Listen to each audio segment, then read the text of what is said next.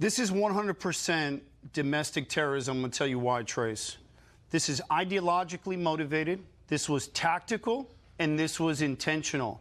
80% of these domestic lone wolf terrorists post some type of grievance online. This is the new face of terrorism. This is no longer post 9/11 terror organized Al-Qaeda, Trace. These are radicalized online lone wolves, and the United States is 10 years behind these threats. We need to catch up. And I wanted to get your opinion on the breaking news here, because the First Lady, Melania Trump, just called for more, and this is quoting here, preemptive intervention when it comes to IDing school shooters. It's kind of your bailiwick, Aaron.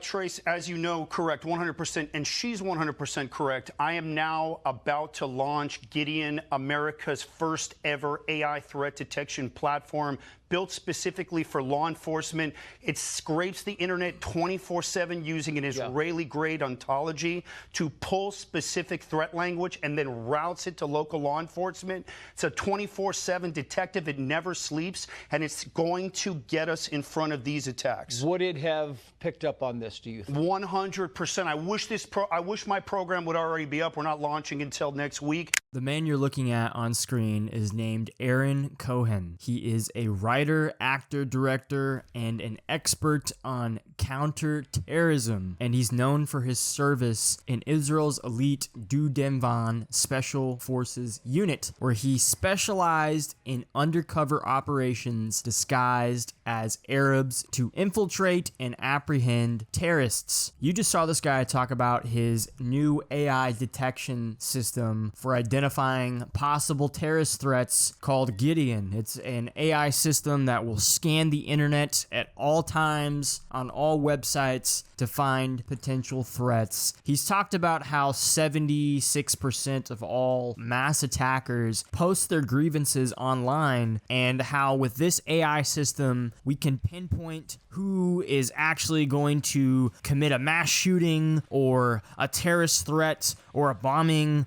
or incite violence or any of these things for law enforcement. And this AI can pinpoint where they are and, figure out who it is before it actually happens. Literally Minority Report. And he's also talked about how his AI has engineers from Palantir, which is the military contractor that works with the United States government and just signed, a deal for $10 billion on creating a database on all Americans, not just illegals or people who commit crimes, but just all Americans in general. And what you're seeing with something like GIDEON AI, with like Palantir, with like somebody like Aaron Cohen, who is going to use this under the guise of protection. They're going to say, oh, we're doing this for law enforcement. We're doing this for protecting people, for security. But really what it's going to end up being, it's just going to create a police state system to where you're constantly under surveillance by AI. Your new AI god is here. It's these Palantir systems with collecting data on all Americans, and also not just Americans, but pretty much anybody who uses the internet in general, because these people aren't just going to look at Americans. They're going to look at everybody. And, like anyone who makes anti-Semitic remarks online, whatever that even means, but we all know it's a word. We all know it has a meaning, but who gets to decide nowadays what is anti-Semitic? What is this? Because Palantir is going to track people that say things that are problematic, things that are red flags to them, things that criticize Israel,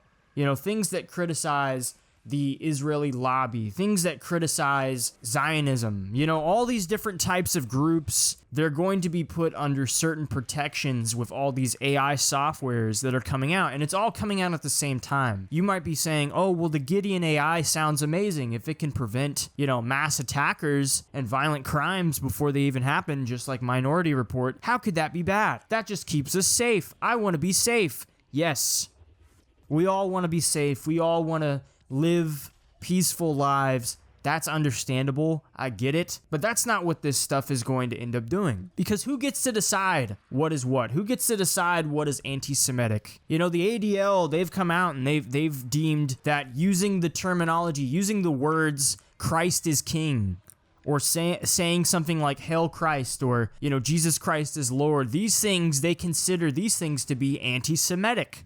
Did you know that?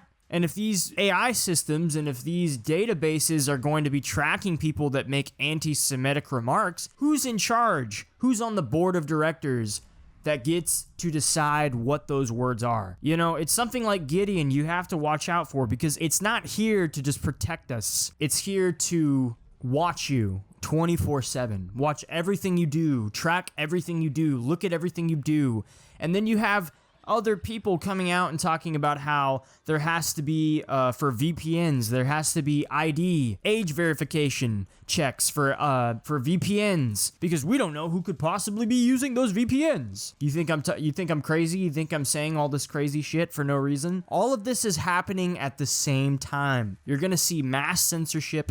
You're gonna see mass surveillance on a level of the likes you could never even comprehend, and it's going to be a part of your daily life. It already is, to a certain degree. You know, when you're talking to somebody about something and your phone is in the same room and you talk about how, man, I sure would like to go on a vacation to Hawaii, and then you go on Instagram or you go on social media and then all the ads you just start to get is for Hawaii. Or you talk about how you want to buy this new phone case, and then now all the ads you're getting are for Amazon for these phone cases. You didn't search any of this shit on your phone, but because you were talking out loud and your phone was in the same vicinity as your voice, it picks up, and your phone, the AI in your phone is saying, oh, they want this. Let's give them this. Let's show them these ads. Let's do these things. And that's just what's noticeable. That's just what you pick up on. And that's just what people joke about. They make jokes about it like it's funny. But if you were to tell somebody this 20, 30 years ago, that your phone even does that,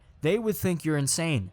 They'd be like, what? That sounds like some dystopian future from a book. That's not real. And you're living in a dystopia, dude. Every day, the dystopian future just gets more and more sinister. And who voted for this? I didn't vote for Palantir to create a database on me and track me and my friends and my family. I didn't vote for some dude to create an AI system, a guy who worked with Israeli intelligence, Mossad. I didn't vote for that guy to create an AI intelligence that's going to watch everything I do on the internet and report everything to the police. I didn't vote for any of that. Did you vote for that? I don't think you did.